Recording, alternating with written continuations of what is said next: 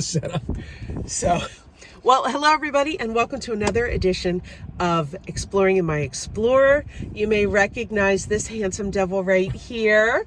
This is Craig Smith, whom we've been friends for about 10 years, 11 years, 12 years. Sounds about right. I started at QVC in 2010. You were already there. I was already pretty there. much from day one, I think. Yes. Yeah, I knew you were one of the special ones, no doubt. One of the funniest people I've ever met in my life.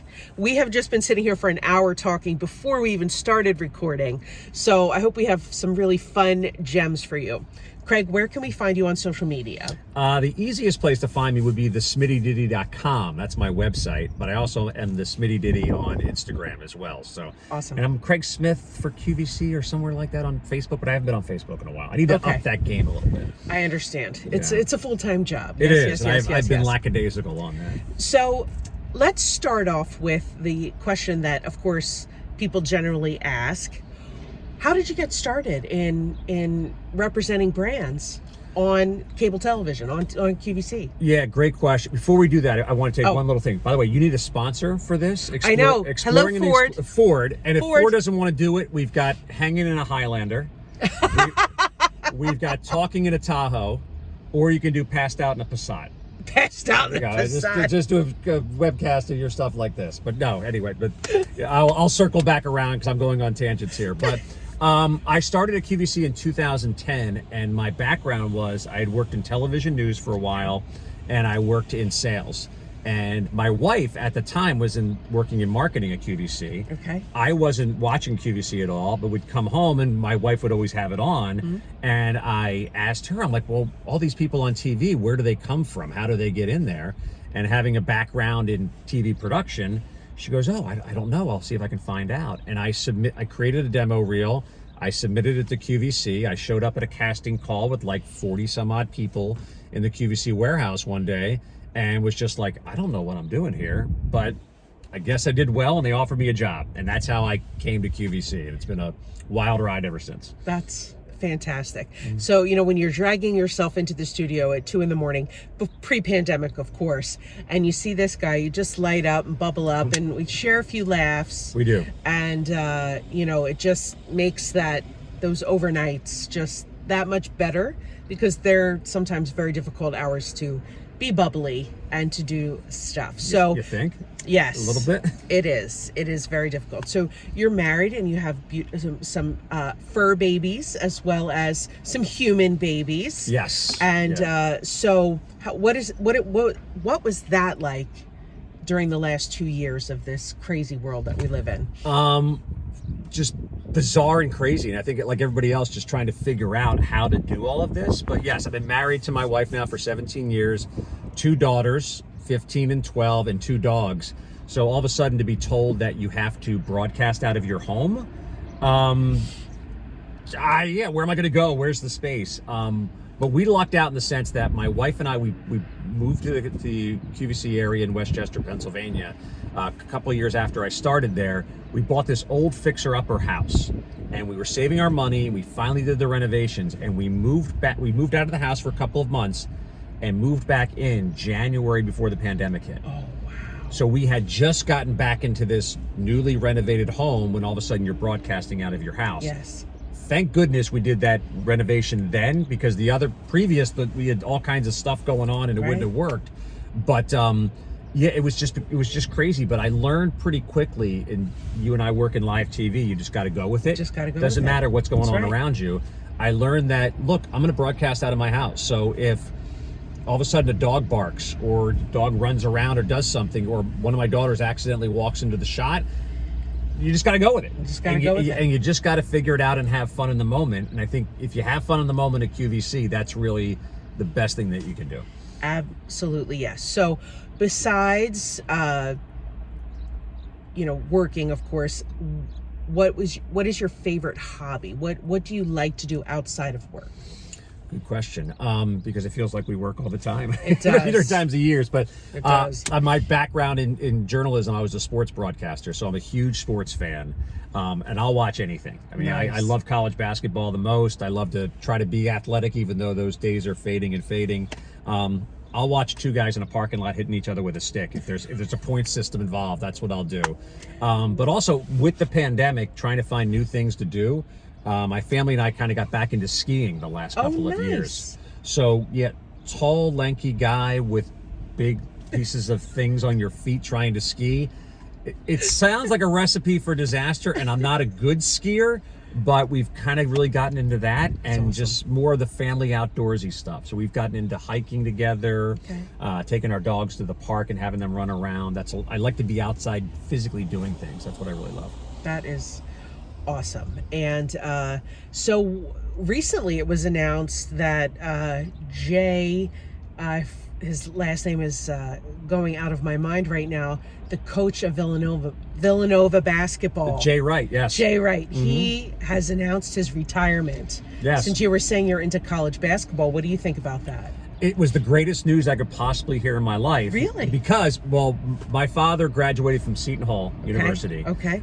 3 of my cousins went to Seton Hall. I grew up being a Seton Hall basketball fan. I gotcha. Okay. So as long as Jay Wright has been at Villanova, Jay Wright beats the heck out of Seton Hall at least twice a year, it feels like. Like every now and again, Seton Hall wins, but invariably where we live now, we're near Villanova country, so I have a lot of Villanova fans. So at least twice a year, I get this like stuck in my face that Villanova beats Seton Hall.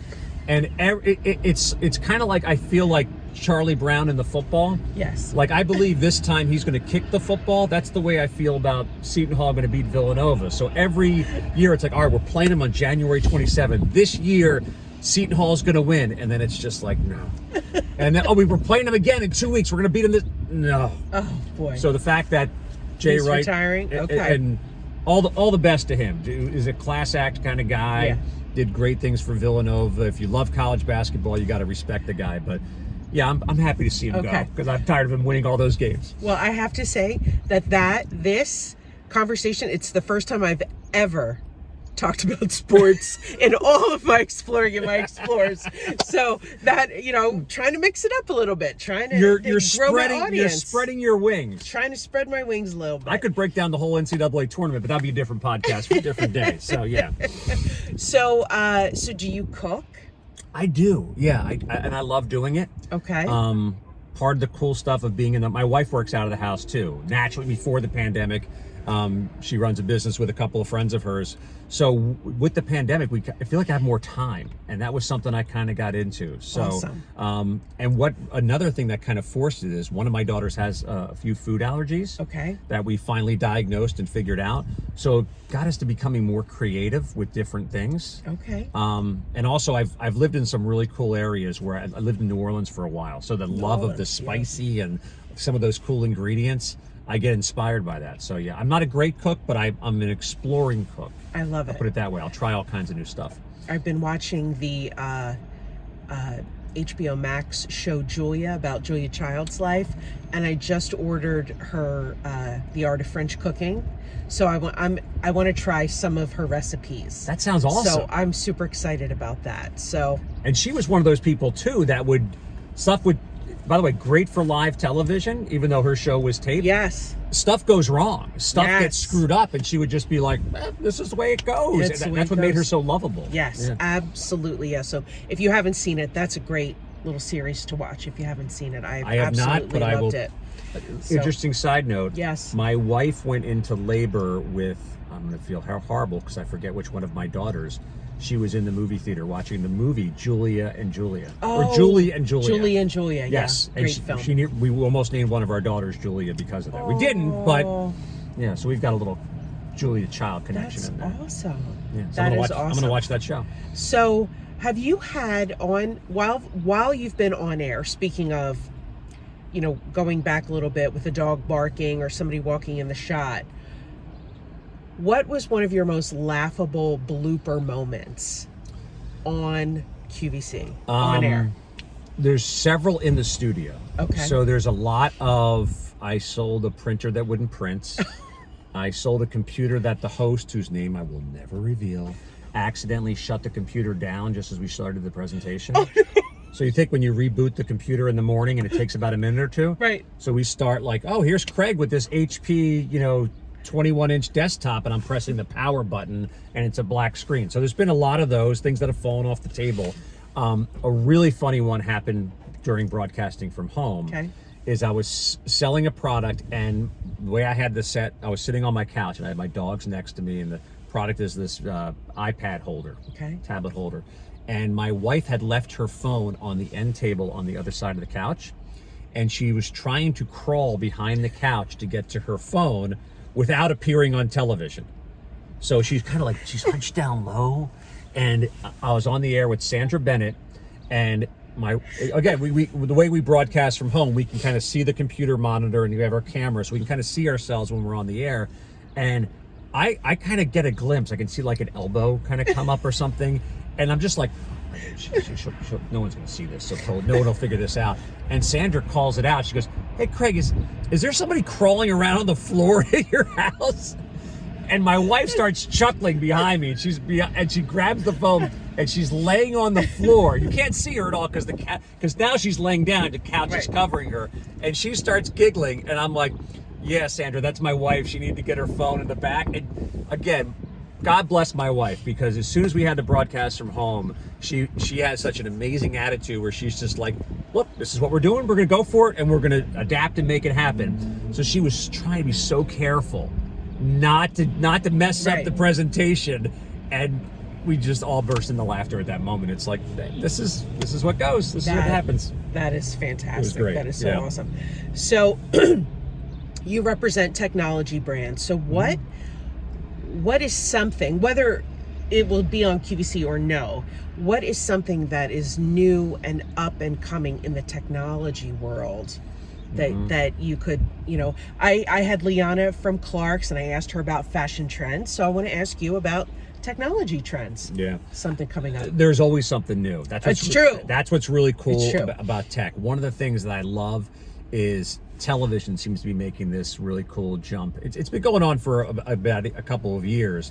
But with the technology going into 4K televisions and also the sound that's going into them and all the other tech that really makes it, the picture quality is amazing. Amazing. And what I find really cool about it, it doesn't matter necessarily what you're watching, but we're seeing this, like, the way movie theaters are trying to evolve. They're becoming quasi-restaurants, and they're trying, and you book your seats in advance, is that movie theaters are really feeling this pinch because watching it from home is so easy, and the picture quality is so good that when I worked in television news, I had a friend of mine who's in Maryland, and we recently were talking about something, and he sent me a YouTube clip of a show that we had done together. And I remember it like vividly, like this day, and I think it looks great, but I look at the grainy video that he sent to me, and I'm like, oh my gosh, that was like, it was 20 years ago, but it doesn't look that good. Right. And now I turn on a game or watch my favorite show on HBO Max, and I'm just like, it looks so amazing nowadays. Amazing. Like you could step into the picture. Yes. Yes, and be a part of it. One thing you really notice now is that certain like sitcom shows, and I'm trying, gosh, there's one, I think it was The Office, but I forget what it was, is that some of them are shot on sets, and you can kind of tell now when you watch them, like you can see like that's not a real door. Or that's not a real, like you can kind of tell because the picture quality is so good. And almost like when you go watch a play and you know they have the background there, you know it's not the real ocean or whatever. Right. It's a prop. Right. You can watch some of these television shows now and you can tell, oh my goodness, that's a prop. Because it's so crystal clear, you can tell that it really isn't the real thing on their TV. It's that good. So the TV. So definitely look for those. I know whenever I walk into Costco, or sometimes my husband and I will go into Best Buy, and I'm just in awe. Yeah. Because in my previous life before, actually during modeling at QVC, I ran an audiovisual department at a university. Yes. And so, but this was way before, this was in the 90s. This was way before smart classrooms and electronic whiteboards and all of that kind of stuff. We actually physically wheeled the cart televisions yeah, the cart. into I remember the carts, with the VCRs when it's so the professors could show something, and now it's just a boop, boop, boop, boop, boop, and it's there. So I love all that technology stuff. I'm not saying I'm a whiz. I am not. But I love going in. And when we go to concerts or plays and there's special effects, I always look and I'm like, how did they do that? how did they do that? That's so cool. How did they do that? Because it keeps getting better and better. But one of the things I think is really cool, because you brought back those old AV days of that cart, that big, and the giant television that sat on top of it. But so much of the tech that's out there, it's getting easier and easier to. One of the cool products that I was able to represent at QVC is Google Home products. Okay. So I have like a Google Home Nest in my kitchen, and I have some of the speakers around the house.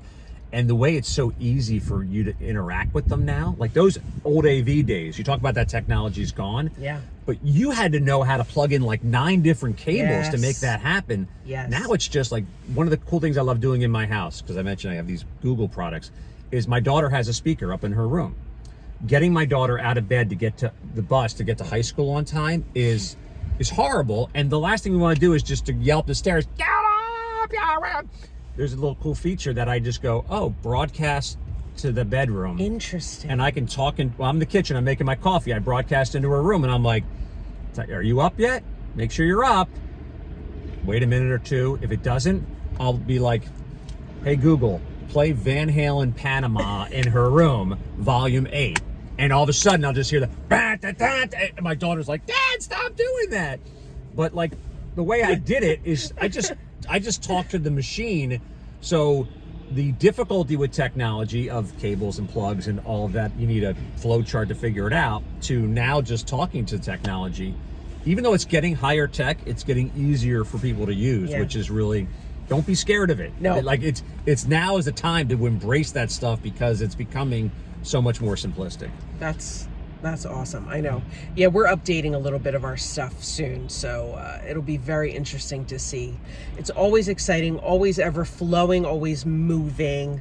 So always a little scary too. Always a little scary too. You know, especially when I have my setup for my shows, and I always reboot my iPad, I always reboot my AirPods to make sure everything can go smoothly, but still, inadvertently, there can always be a problem. You never thought the AV club back at Newman would have come in handy now that you're broadcasting from home? 100%. Instantaneously, all of us overnight, all of a sudden had to become somewhat tech gurus. And here's the water, jump in, swim. Jump in. Let's go. There you go. No swimming lessons, just go. Just figure it out. Yes, and we have, and I think that we've all done it exceptionally well.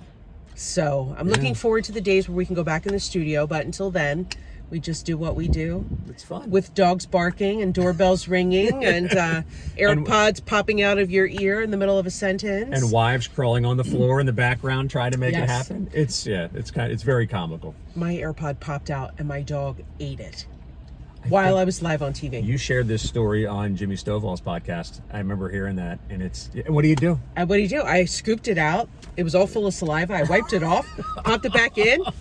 What are you gonna do? At least he didn't swallow it. It's live television. It's live because you asked that question. We've got so many of these stories, and I've seen some of them on. You're off to the side of the set, and you see somebody where the disaster happens. And it's just part of the roll with it kind of thing. I think it prepares you for so many things in life where so many of us we get. We have the windows open. Speaking of stuff going by in the background. Wow. Thanks for that braking job, buddy. Like, I think it prepares you for life in so many things where you realize there's stuff you just can't control in the world. That's right. And guys driving by making a lot of noise with their car is one of them. But like, you just go. You just got to go with it. Yeah, just don't let it stress you out. Just be like, all right, cool. On to the next. On to the next. Yeah.